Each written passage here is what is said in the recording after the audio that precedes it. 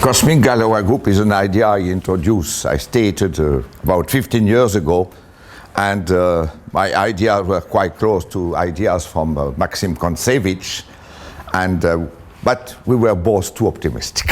I have to report that we were both too optimistic, and I have to report, well, the general idea were right, but it was more complicated than we expected.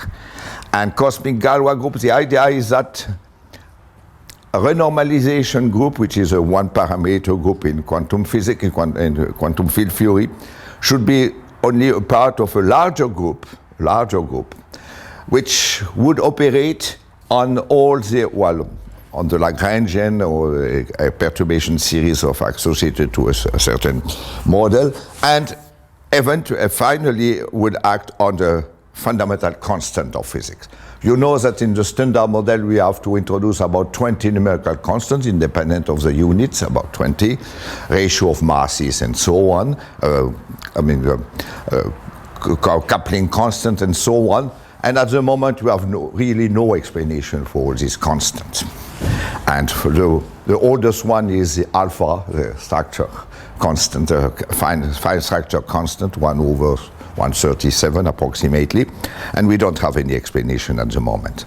So the idea is that, but we know in physics it's established notion that coupling constant and so on are running with energy. At higher energies they are different from at lower energy. So this is a very familiar idea in quantum field theory, and my idea was that there should exist a certain group of symmetries which would act on the basic constant and giving order to this basic constant. A kind of Galois group, but in a new setting. It's clear that these numbers are not algebraic numbers, not at all. Well, no doubt that they are not algebraic numbers. So ordinary Galois theory cannot work. But using the ideas of Grothendieck and many other people about motifs, we have a beginning of a Galois theory for transcendental numbers. The simplest idea about that is that we have now a well-developed theory of a Galois theory for differential equation or difference equation. And it has been, well, it started long ago, but it's now very active, and recent work by Malgrange, Ramis, myself, Umemura, and many others, Bouyoum, etc. We have developed Galois theory for differential equation to a new dimension. But what is a special number? A special number is a special value of a special function. That's basically what we can say. I'm sorry, is it the same thing as a period in the terms of... I come to that. That's my point. Come to that. So, I will comment on periods. So, let's say if I take the hypergeometric function, it's a solution of a certain differential equation. If I plug a rational value or algebraic value into the variable z in the hypergeometric function, I get something. Well, gamma of 3 over 4 ought to be called a special number. Okay, that's very vague, but the idea of period is much more precise, and I will come to that. So, for these numbers, so if we take a special, of course, if a solution of a differential equation has a certain symmetry, a rather large group of symmetry, if you specialize the value of the variable to z14, for instance, then the group of symmetry will reduce. But we hope that something will remain of that. And that's the idea of period or motifs, and to accommodate some symmetry group. So that was the idea. Now, there were various conjectures by Broders and Kramer, who did extensive numerical work, then Kontsevich and other conjectures as well.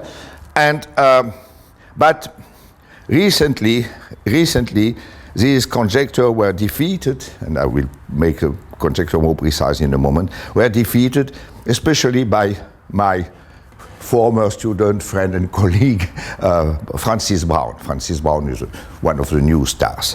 And He has done already many things, and we hired him at IHS, so I'm very pleased of that. So I will report, and he recently wrote a long research report, and I will draw from his research report to discuss the matter today. So it begins with Euler. We are in Euler Institute, the so-called Basel problem, which was to study the value of this series, 1 over n squared and 1 to infinity. Well, it was called the Basel problem because the Bernoulli stated it, and the Bernoulli were the mathematician of Basel and the teachers of Euler. And then Euler in 1737 proved that it's pi squared over 6. Quite unexpected. He was here. He was here already. He lived in a wooden house. Okay. So that's what Euler did in this year. And soon later he proved many similar reasons.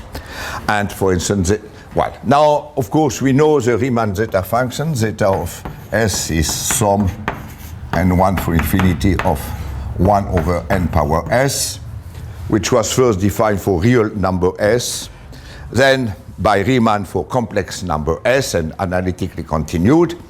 And so what Euler did to prove that was very bold. He said, consider the following function, phi of z, which is sinus of pi square root of z divided by pi square root of z, which begins by 1 minus pi square over 6 z squared, etc. And now, suppose that phi of z would be a polynomial. Okay. And we know that this function vanishes exactly when z is a square, obviously. Z is a square, and since I take the square root of z, n and minus n do not count. So the root of this are for z. Z squared, no square. No square. Right. So this vanishes exactly. This vanishes for n square. N square is 0. Now, if phi would be a polynomial, if you have a polynomial whose constant term is 1, with root rho 1, rho p, then the polynomial phi of z would be 1 minus 0 over rho 1 times, etc., 1 minus z over rho p, which can be expanded as 1 minus z, the sum of the inverse of rho, i. Okay, now, if phi was a polynomial, then we could identify the sum of the inverse of the root, sum of 1 over n squared, with pi squared over 6. That was the so-called proof of Euler. Of course, people were unhappy with this proof, but the main reasons of people who were unhappy was not what you expect, that he treated this as a polynomial, but what are the roots of this function in a complex domain. And at the time, it was not clear. Of course, in the real domain, we know, but in the complex domain, there could be some unexpected roots. And that's why Euler developed his trigonometry and with all the famous formula about trigonometry.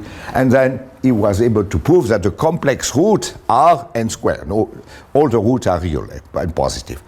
But, okay, now we know better, and we know that this function is an entire function, but a type which can be developed as a product. That's basically Adamar's result. Adamar's result. Okay, now this is for, if we consider this, but Euler consider other series. For instance, he considers the following series, sum of 1 m squared n for m greater than n greater than 0, and proof, it's usually called zeta 2, 1. 2 because this exponent is 2, and 1 because this exponent is 1. And one of the results of Euler was this is the same as zeta 3. That means the sum of the inverse of the cube. Okay. So introduce other series. And in general, you introduce various series called the Euler series or multi-zeta series. Okay, now about zeta of 2, we know it's pi squared over 6, so the arithmetical nature is the same as the arithmetical nature of pi, and we know a lot about, for instance, we know that pi is transcendental number. Okay, about zeta 3, we know very little. The only known result was proved in 1979 by, comment il s'appelle? Perry, who proved an irrational number. We know no more at the moment.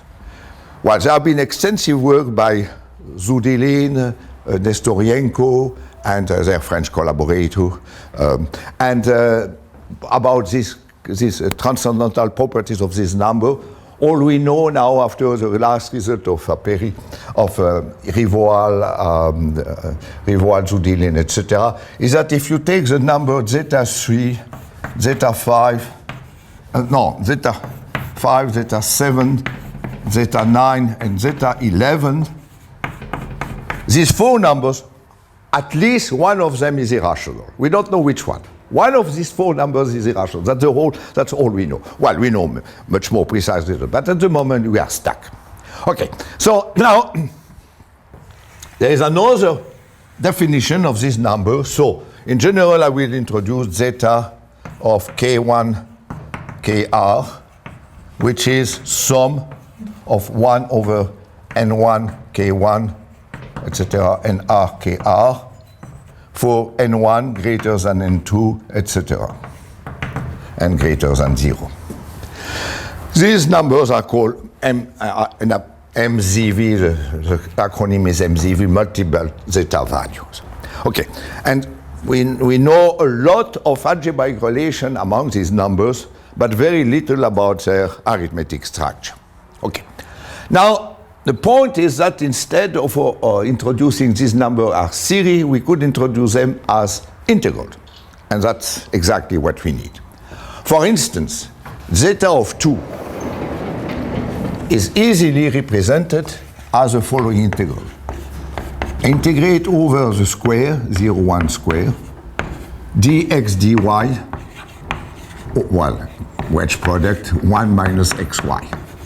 How do you do that? You expand 1 over minus a as 1 plus a squared, etc., and you integrate term by term. It's very easy. And it's very easy to justify, because we are just integrating positive functions, so there's no doubt about the proof. Okay, so zeta 2 is this integral. And we are coming close to the so-called period. Well, what we have is that we have this differential form on the plane with coordinate x and y. We have this differential form, meromorphic differential form, or rational. There is a denominator, and the line of infinity is the hyperbola. X, y is 1. And then the domain of integration is this square. Both coordinate between 0 and 1. Okay, this integral is absolutely convergent, no problem. It's absolutely convergent, and it's represented by the series. But in terms of algebraic geometry, we are stuck at one point. We would like to, what we have a certain algebraic variety, the plane. Now, we have a certain meromorphic differential form, or if you want to first remove the poles of x, so we first remove xy equal 1, this curve, this hyperbola curve, and then you have a differential form which is now holomorphic, or regular outside of this divisor h, and then you have a certain domain of integration. But the point is that the domain of integration is not completely contained in the outside of the divisor. There is this point, which is common to the divisor of the pole of this differential form and the domain of integration. And so we are unhappy with that. In order to get what we call a period, we need to remove this difficulty. Now, this is what geometry would say. We blow up this point. In the real domain, blowing up means replacing this point by a very small circle, and cutting it. So if we cut it and then we go, well, suppose that this is infinitely close. As a physicist, I will admit infinitely close. In Euler's house, I will admit infinitely small numbers. Okay, I will not argue about nonce analysis and so on, but okay. So, but then the point is that if you replace this point by a small circle, or rather a small projective line, the domain of integration comes into contact. So if you take this circle, the domain of integration comes in contact on this arc, but the poles come outside, obviously. If you zoom, you see that they distinguish. Now, the point to make it algebraic is to introduce a third coordinate, which is z is 1 minus x over 1 minus xy. Or if you want, you have now three coordinates x, y, z, and one equation which can be written 1 minus x minus z plus x, y, z equals 0.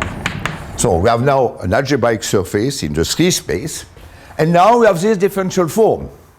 But it's an easy exercise to show that according to this constraint, this differential form can be expanded as dx dy, dx dz, and dy dz with some coefficient a, b, c, so plus, which are polynomial.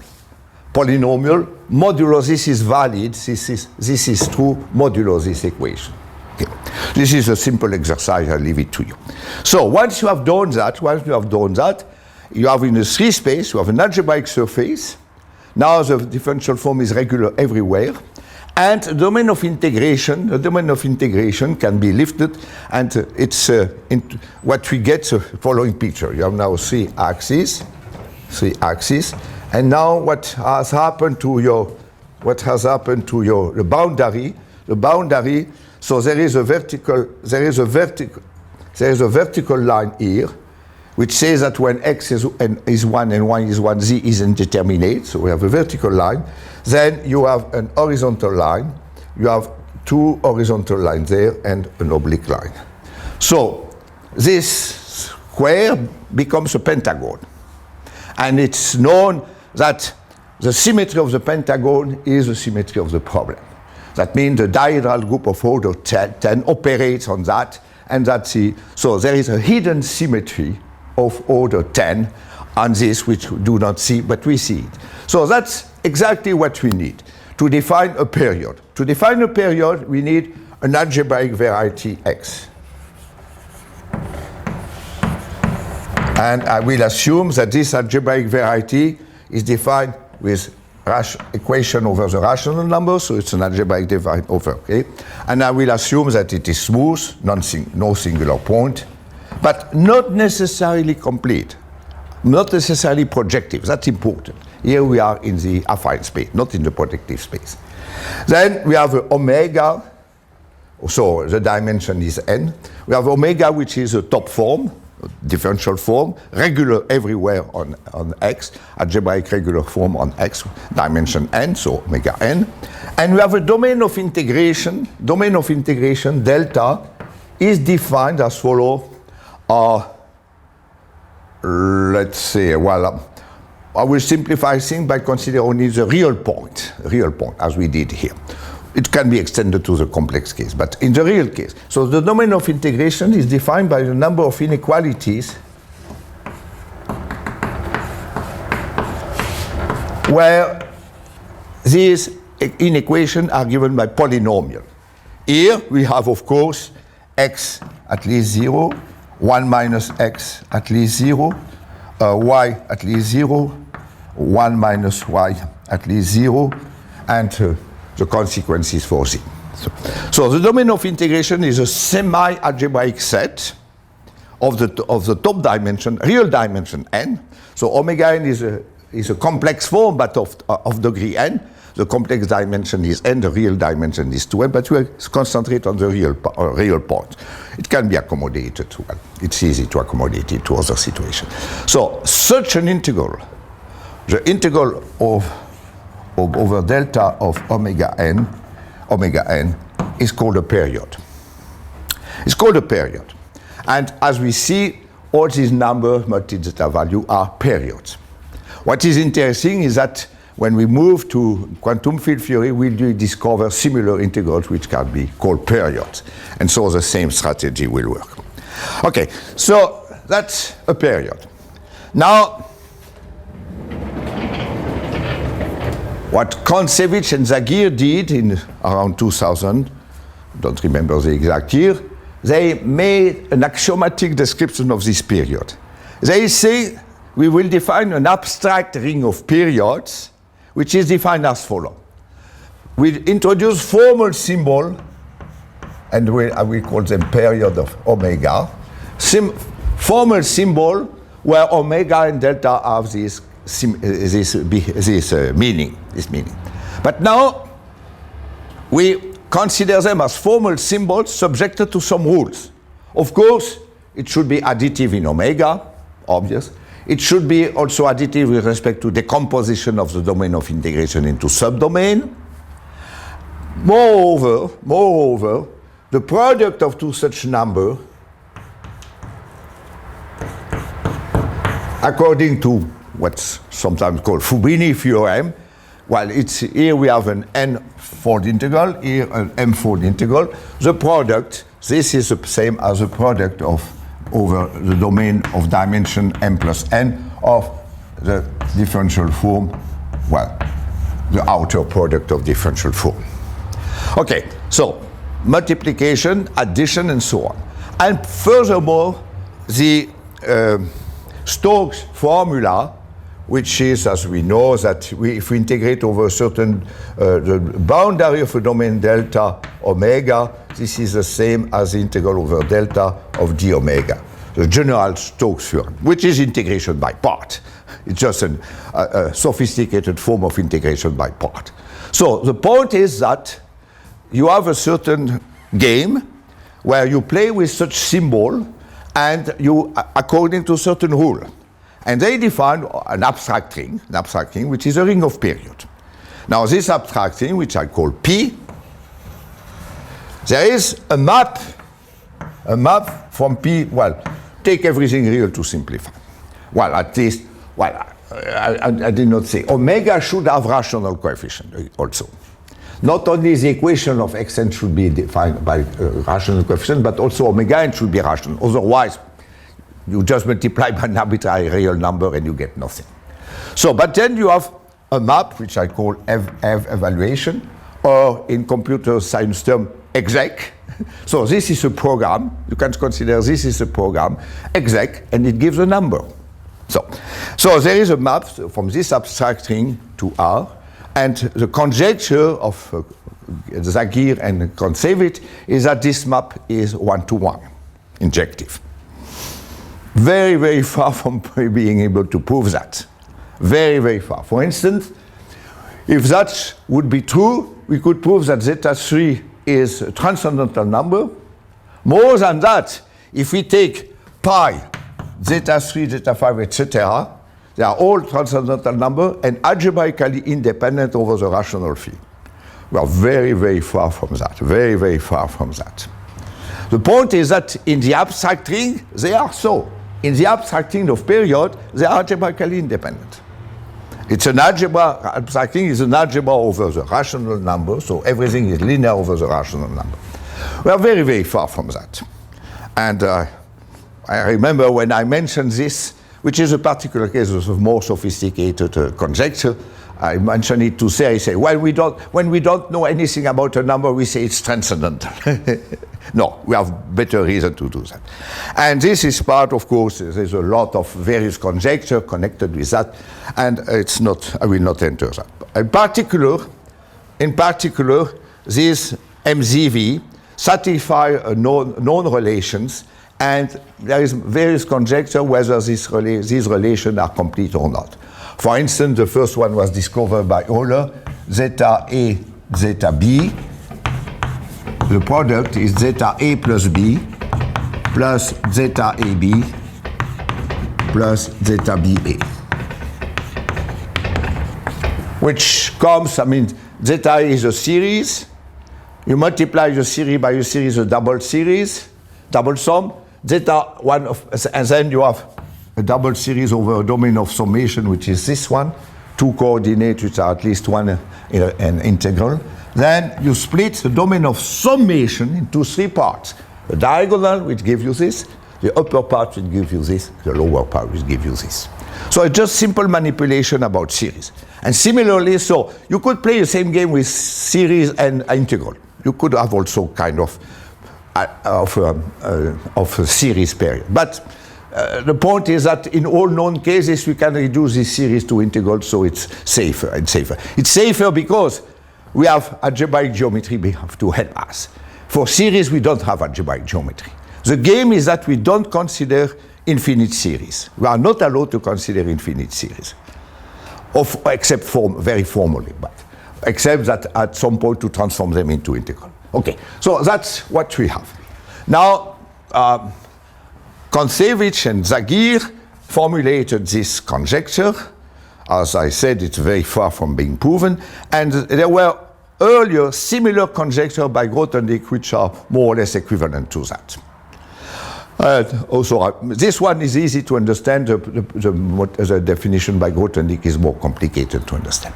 Now, what's the next step was the introduction of motifs. Motif. The original idea came from Grothendieck in the 60s. I refer you to the exchange of letters between Serre and Grothendieck on this subject, and where Grothendieck explained to Serre what he had in mind. And Serre was a little reluctant at first. He said, well, it's too optimistic. Well, it was too optimistic, especially because in the original formulation of Grothendieck, that's where he introduced the so-called standard conjecture, which are sophisticated form of Hodge conjecture. And Grothendieck said, our program is first to prove the standard conjecture. That means at least Hodge conjecture plus some other similar conjecture. Then we will be able to introduce motif. Then we will prove the result about, or expected by André Weil about the nature of the Riemann zeta function for higher dimensional manifold. So that was the program of Grothendieck. It did not develop in this way. As we know, Deligne bypassed all this difficulty by his very, very clever proof of the Weil conjecture. Okay. So, but then that was the first step, and the first paper published with the name of motif was one paper by Manin in the 60s, and another which was reported at the Bourbaki seminar by de Mazure with some addition by de Mazure himself. So in the 60s, Manin and de Mazure made well, they gave that. But the point is that at that time, there was the so-called pure motifs. Pure motif. The idea is the following. If you have a projective smooth variety, on this, so you have a projective, so X is projective and smooth.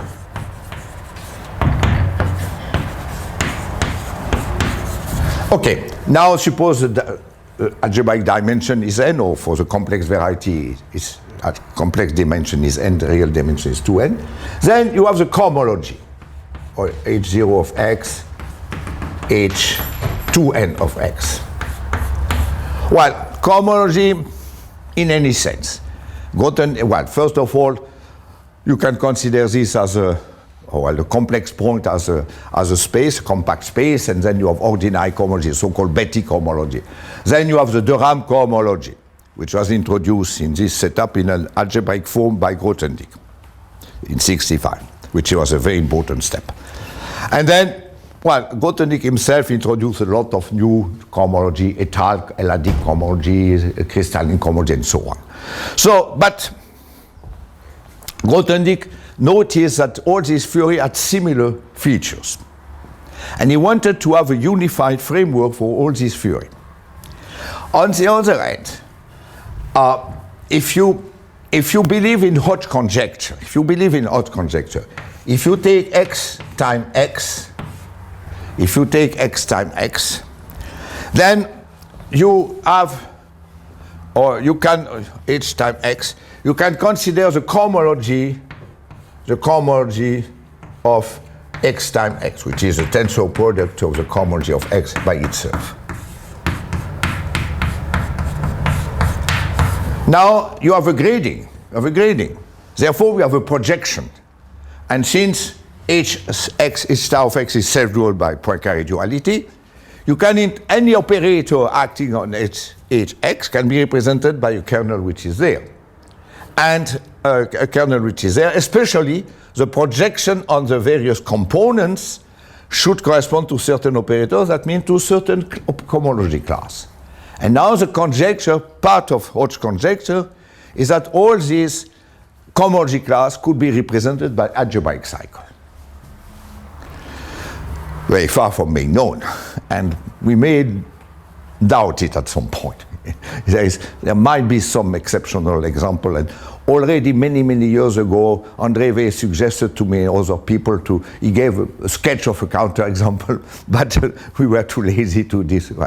And, okay, so, especially so, it means that you have the project is the following meaning is the following meaning. If you have an algebraic variety X, you can introduce a so-called self-correspondence, which are algebraic cycles in X times X. The proof of the conjecture, Riemann conjecture for curves over a finite field, was proven by André Weil. The proof was announced in 1940. The final version was in 1948. It took him, well, look at his collected work or his memoirs. And then, but then, of course, here, when X is a curve, there is a ring of correspondence. That means a correspondence is an algebraic cycle up to numerical equivalence, and then there is a natural composition, And then, so the point is that we have this ring of algebraic correspondence. And the point is that in this ring there should exist a decomposition of unities. That means one is P0 plus P1 plus P2n, where all these elements are idempotent and annihilate mutually, so they define a direct sum. And the direct some decompositions should be reflected into some decomposition in this correspondence ring. This is another version. Okay. So, in order to define motifs, we say, I first introduce a certain category. The object are the projective smooth variety defined over rational field or some number field, but there is a trick to reduce number fields to rational fields. The descent of scalar from André Weil and Grothendieck later on. Then we introduce if you have any two varieties, you have the algebraic cycle on x times y up to numerical equivalence. And then you write up to numerical equivalence, you write this as C correspondence of xy. And then there is a composition which makes a category. But this category is not big enough, and we use the trick which was introduced by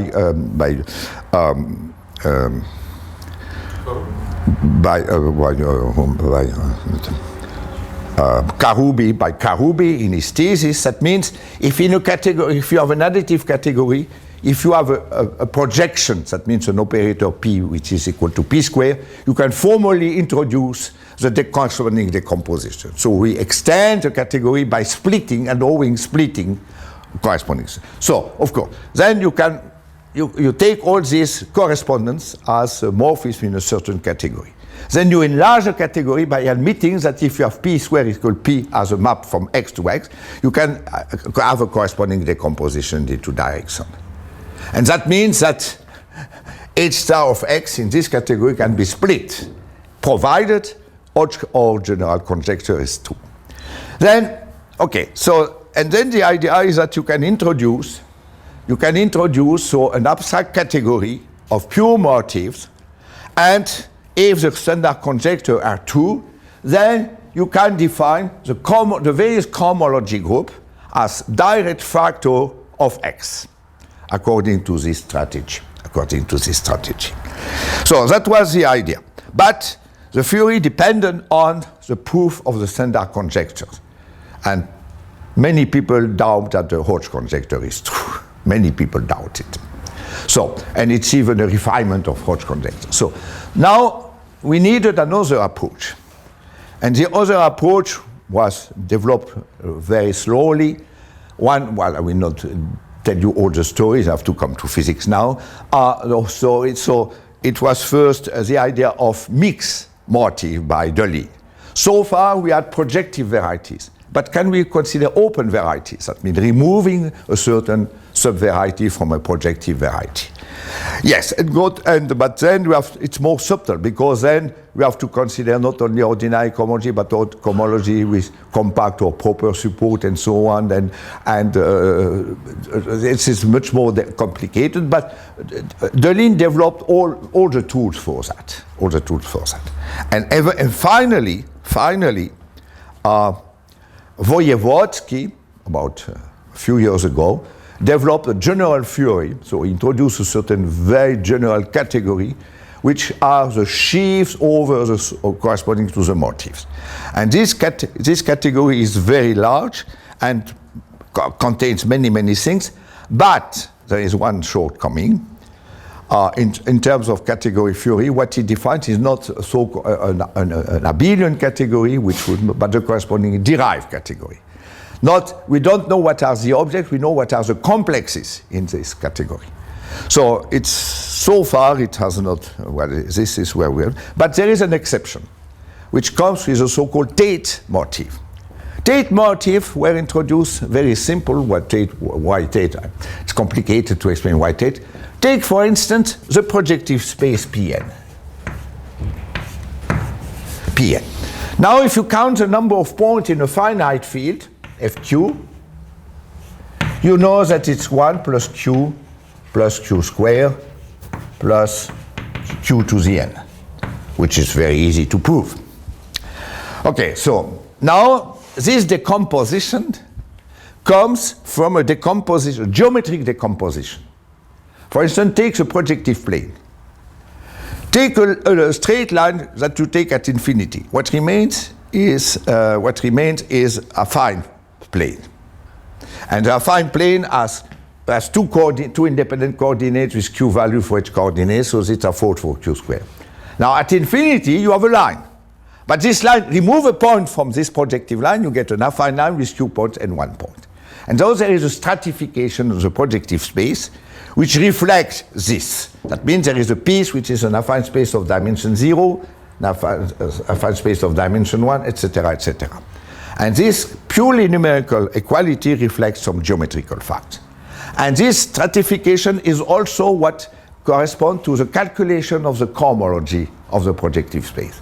Provided you have any cohomology theory with reasonable formal properties, let's say excision principle, etc., a Cunet theorem, excision principle, provided that, then you can prove that the cohomology of the projective space has something in dimension 0, in dimension 2, for 2n. For a projective space of complex, well, of algebraic or complex dimension n, the cohomology goes up to 2n. Okay, that's okay. Now there are Tate varieties are algebraic varieties, open or projective, which have similar properties. There is a stratification, that means an increasing sequence of subvariety, so that if you take the difference between two layers, one layer and the layer up top of it, it's a union of affine space. That's a Tate variety. And from this you can calculate easily the number of points, the cohomology, etc. So, and now what we have is that there is, out of Wojewodsky theorem, we can extract a theory of mixed Tate motifs. Okay, and mixed Tate motif, and the length is M mixed Tate motif, and over the rational numbers, and Deligne and Goncharov have improved that by allowing to have an arithmetical theory, which means that a part of these motifs can be said to be defined over the integers. That means that they have good reduction mod P everywhere. Well, which is certainly the case for the projective space or whatever. Okay, now I come to the connection with physics.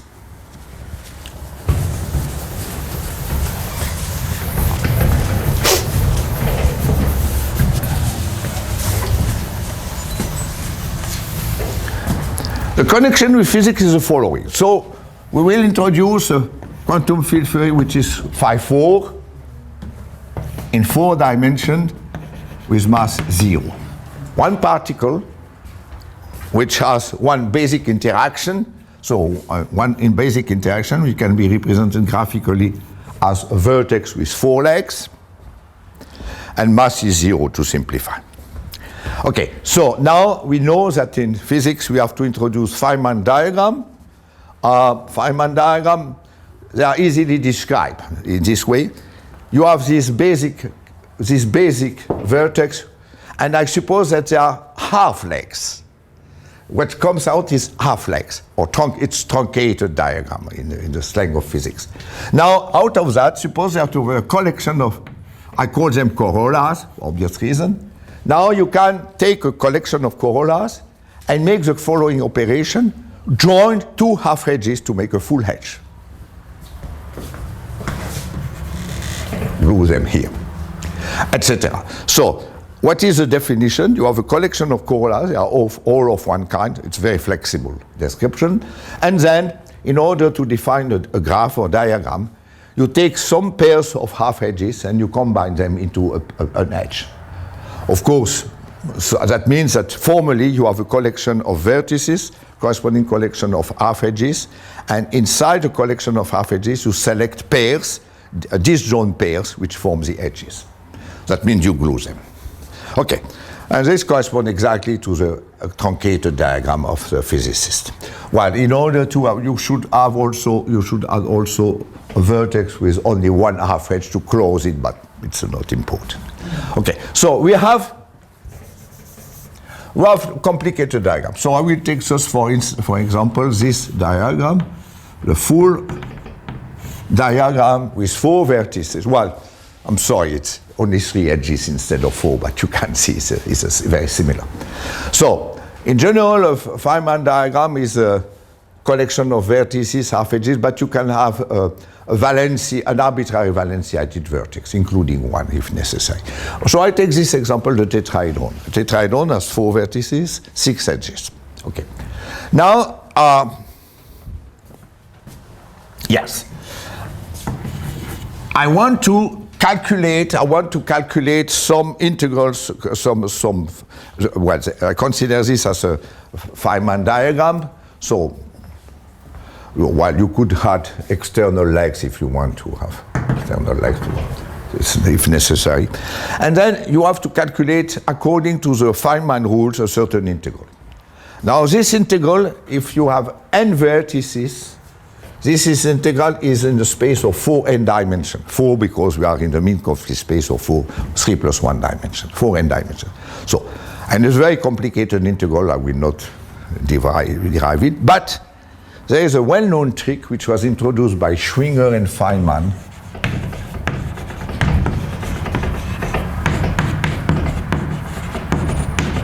To reduce this 4n integral over the space to an n-fold integral.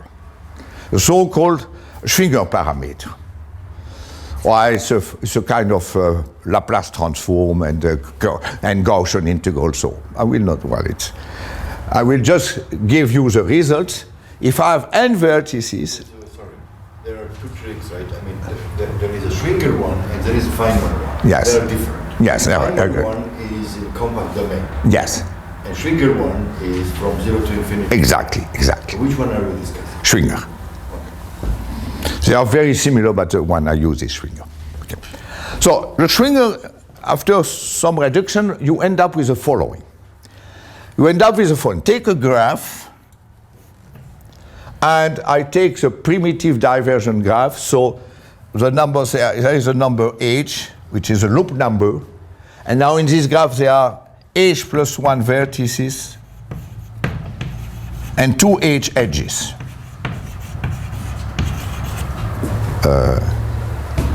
2 h edges. Yes, 2 h edges. Okay. And now you have a certain, well, after some manipulation, you end up with an integral in a space of 2h dimension, 2h minus 1 dimension, which is obtained as follows. For each edge, and I said there are two H edges, you introduce a parameter alpha E corresponding to the edge. For instance, here, in this case, with this diagram, you have 6 edges over 6 variable alpha 1 to alpha 6. Okay, now you introduce a certain polynomial which was first introduced long ago by Kirchhoff in his study of electrical circuits. And this is the following. I just give the final version. So I take this graph. Now what is a covering tree in G? Is a set of H plus 1 edges, H or H plus 1? H edges. So for instance, H edges which connect all, so you remove some edges until you get, you don't want to disconnect it, but you remove edges as long as it remains connected and as far as you can go. For instance, here there are one possibility is to keep one vertex here and the 3 edges coming from this vertex. H is 3 in this case, so you have 1 vertex plus 3 edges coming out of this. And that's enough to connect all these vertices. There's another possibility, so it corresponds to the trees with 3 edges, and this one, with 3 with, with 4 vertices, 3 with 4 vertices, and 3 edges. There's one sense that which there, and the other possibility is this one. And you can see that there are 4 possible subtrees here of this kind and 8 of this kind. 12 of this kind. Factorial 4, but you have a symmetry divided by 2, 12. Altogether 16. Now for each subtree of this kind, covering tree, you introduce the alpha t, which is a product over the edges in T of alpha E. Take as a monomial of degree H, yes, degree H. So it's a monomial of degree H. And you take the sum of all these monomial over all possible covering tree. That's a function that is usually called psi g of alpha, of the collection of alpha. So it's a homogeneous polynomial in 2H variable. And then you introduce over the real projective space corresponding, so you homogeneity, then you put in the numerator omega, which is a differential form, let's say, for h equals 3, it's alpha 1 d alpha 2 d alpha 3 minus alpha 2 d alpha 1 d alpha 3 plus alpha 3 d alpha 1 d alpha 2. It's a homogeneous, well, it's classical in projective geometry. So it's a differential form of degree 2h minus 1, but it's homogeneous of degree 2h because there is one factor alpha and many d alphas. Psi g is of degree h, the square is of degree 2h, so the quotient is homogeneous and it makes sense to integrate over the projective space. Well, not over the whole projective space, but over the domain that answers where all the variables are positive. That's the domain of integration. So what we have is that we have a projective space, we have a certain domain of integration, which is topologically a simplex, one dimension less, and you have to integrate a certain expression which is rational. And all the explicit constants are rational numbers, obviously. So that's what we have. Eventually, we can reduce all the calculation Feynman diagram to such calculations. That's what. You can write this as the ones that you had somewhere before, like that. Yes. The integral of omega with the bounded domain. Yeah. Then you can write by Stockcell, because what is written there is just the inverse of d alpha 1, d alpha 2, d alpha 3. Exactly. Okay, so there is, we have to introduce this. Now,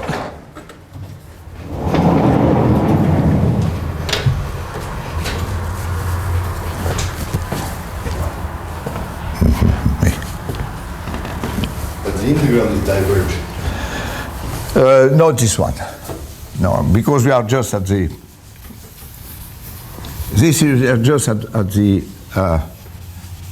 onset of divergence. It's a primitive. No, this one is is convergent.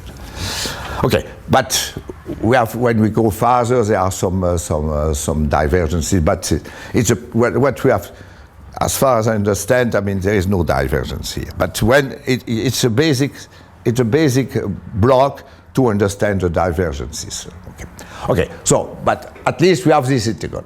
Now, the point is that this integral is certainly a period in this sense, and it also can be accommodated. And one important step was taken by Spencer Bloch, Hélène Hainaut,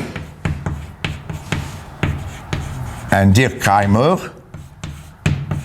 And in a very important paper, they prove that this naive period could be rephrased in this form.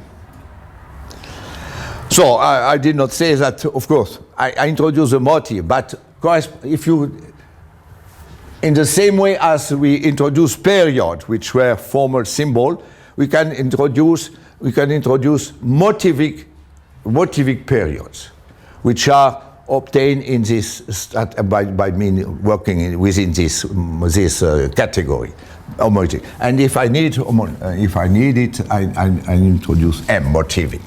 And so there are motivic period, and I will introduce PM, which is obtained by certain explicit construction. And then what we have is that these factors, the evaluation factors who are, no, I'm sorry. No. Oh, which way? No, it's this way. That means all period in the sense of Kontsevich and Zaghir can be considered as special cases of motivic periods, and motivic periods have an evaluation map. And what is expected is that it's an isomorphism, and that here is injective. Okay, but we are still far from that. Okay, now I said that the similar, so these integrals, this Schwinger integral, were first formulated in this framework, but then they were refined in this framework. And the point is that they can be interpreted in terms of some algebraic manifold and cohomology. And the strategy is exactly the one I devised for zeta 2. That means you take, in the projective space, you take the hypersurface which is given by the equation psi g equals 0. It's highly singular. And then by blowing up repeatedly, that's what they did, this Rioto did, by blowing up repeatedly, you can obtain a new variety where with the lifting of psi g, and now psi g equals 0 defines something non-singular, exactly the way I defined. Okay, so now all these integrals which are relevant for physics can be interpreted in this framework. So now, there was a conjecture which was given in various forms by Kreimer, by David Broadhurst,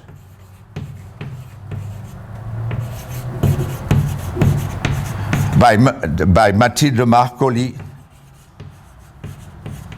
So all these people formulated various conjectures whose content was mainly that when you consider all these integrals, whether in the enhancement as period or a motivic period, they correspond to the mixed state motifs. That means they are a very special form. And for instance, it means that when you evaluate all these integrals, they should be linear combination of multi-zeta numbers. All experimental data are 4, until quite recently.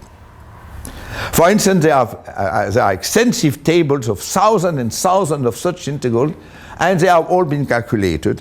And for instance, the the G minus 2, the G minus 2 in the electron, I mean the anomaly, the magnetic anomaly, has been calculated in terms as a power series in alpha over pi. Alpha is a coupling constant, well-known coupling constant of electrodynamics, up to order 5 to 5 loops, and all the coefficients.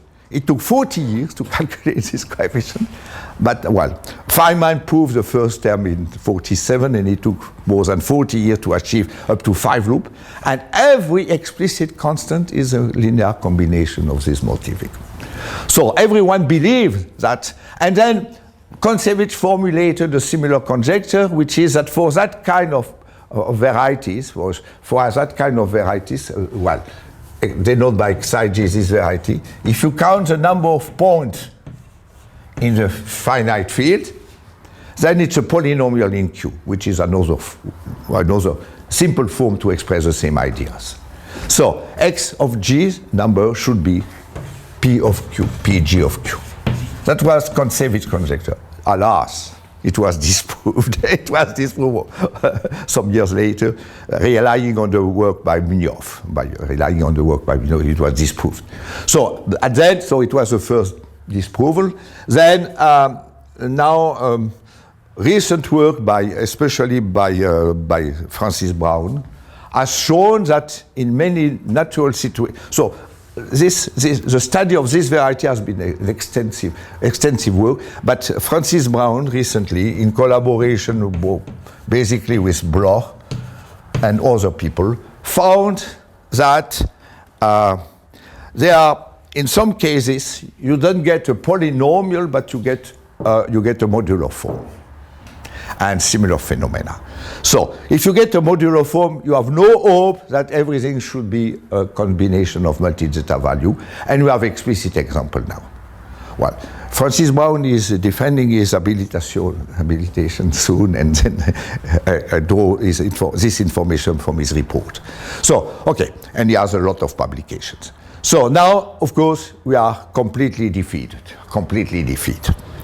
But as I stated, what we have is that the hope has not disappeared. The naive hope was that the special class of motif called Tate, mixed state motif, and the corresponding period, which are multiple zeta value, could afford for everything. And that so-called the cosmic Galois group I was looking for should be an outcome of that, and it should correspond to the so-called Grothendieck-Teichmüller group, which is a well-known thing now. So what I suggested is that you should look for some variant of the Grothendieck-Teichmüller group to act as a cosmic Galois group. There is no more hope. But if we enlarge the scope, and if we admit larger class of periods and motifs, including elliptic, for instance, elliptic periods, then there is a good hope that it's still valid. So I was happy not to formulate my conjecture too precisely. I said there should be some connection. I did not make a precise statement. And so, I'm not really, I'm partly contradicted by this new development, but not completely. But this is, of course, for physicists, the hope of these people, the hope of Keimer, Boders, Bloch, Brown, these are physicists, these are mathematicians. But the hope is that instead of, in the LHC, for the search of the Higgs boson, we have to calculate billion and billion of integrals, numerically by Monte Carlo method, billions and billions. The hope is that if we can understand the algebraic structure which is behind, we will have to calculate a few integrals and then derive all the rest by algebra. And this is already true. Well, we have extensive tables of the multiple zeta value up to degrees 19 or 18 or 19. We have very large tables expressing them in terms of certain basis. And then now, all these were discovered partly numerically, partly by proof. And then all these now tables are contained in one algorithm. There is one algorithm devised by Francis Brown in collaboration with a German physicist. There is one algorithm which takes you well, you give the, I want to zeta 2, 3, 7, etc. It gives you, there is a natural basis, which is one of the main discovery of Francis Brown. He has found a natural basis, which was not obvious, natural basis. And he has an algorithm to express all these numbers in terms of the given basis. And so if you want to prove a linear relation, you express everything in the linear basis and it's simple linear algebra. So the hope is that by developing this very sophisticated algebra, instead of calculating billions and billions of integrals by numerical methods, Monte Carlo method, you can calculate the first a few ones and then develop all the things by algebraic algorithm. It would save a great deal of work.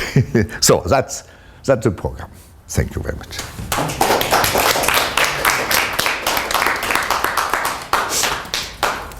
Questions, please.